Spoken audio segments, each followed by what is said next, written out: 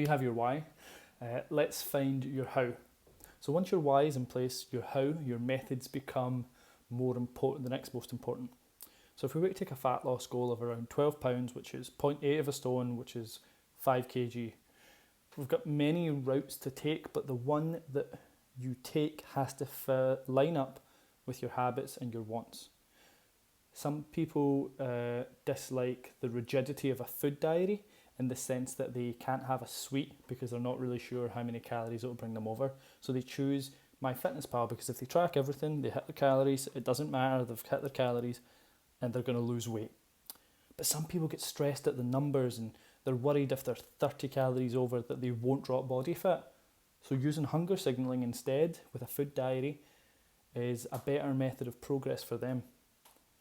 But more importantly, the best method is the one you're going to adhere to.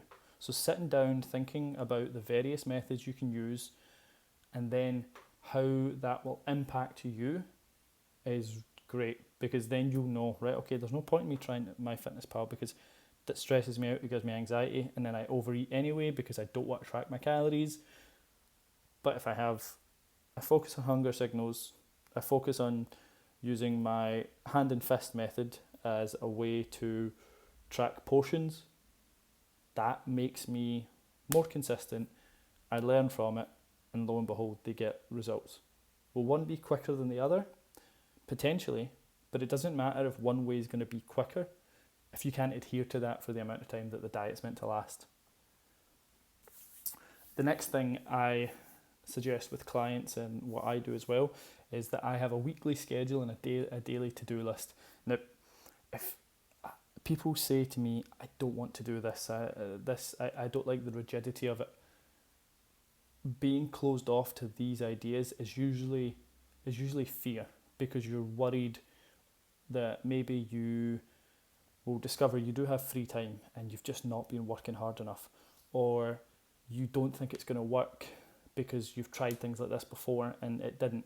So when you come to dieting or chasing any kind of goal, come at it with an open mind, because remember, mistakes are just lessons learned. And if you can learn a lesson, that's perfect, because then you're going to be better next time. And this is just a quick example of how I work. I have a schedule. I run Monday to Sunday.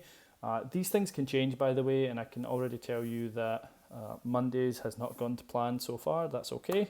I'll adjust it throughout the rest of the week.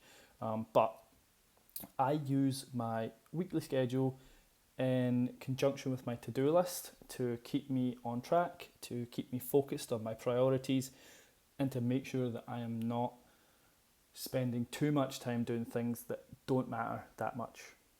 It's kind of like going to every class in the gym possible, but you're not tracking your nutrition. You are chasing the things that make the least amount of change or sacrificing the things that make the most amount of change. Again, if we go back to your beginning, like if you don't have the big rocks in place, the little rocks don't matter.